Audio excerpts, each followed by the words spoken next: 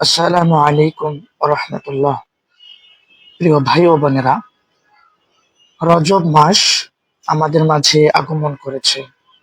রজব মাস সম্মানিত 4টি মাসের একটি মাস, যে 4 মাসকে মহান রব্বুল আলামিন সম্মানিত করেছেন। রজব মাস রমজানের আগাম বার্তাবাহকের মাস। রজব মাস হলো ইবাদতের বীজ বপনের মাস। পরবর্তী শাবান মাস হলো এই বীজকে পরিচর্যা, পানি সিঞ্চনের মাস।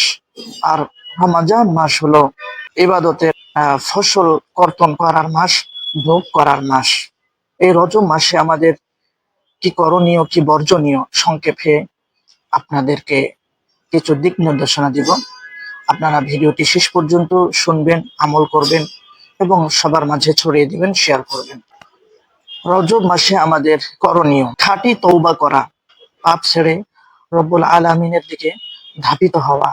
আজ যদি আমরা পাপ না ছেড়ে দিই, তওবা না করি, হয়তো আমাদের তওবা নসিবে নাও হতে পারে। এমন মনোভাব নিয়ে পরিপূর্ণভাবে তওবা করা।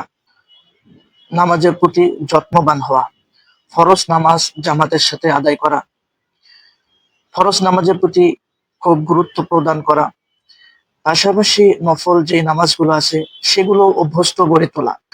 প্রতিদিন কোরআনে কারিম থেকে কিছু আয়াত, কিছু পৃষ্ঠা, কিছু সূরা তেলাওয়াত করা এবং বিশেষ বিশেষ কিছু আয়াতের প্রতিদিন মর্মার্থ, অনুবাদ, অনুধাবন করার চেষ্টা করা।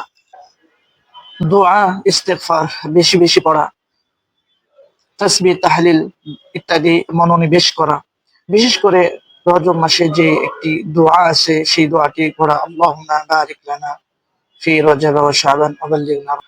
এখন থেকে রমজান মাসের প্রস্তুতি গ্রহণ করা।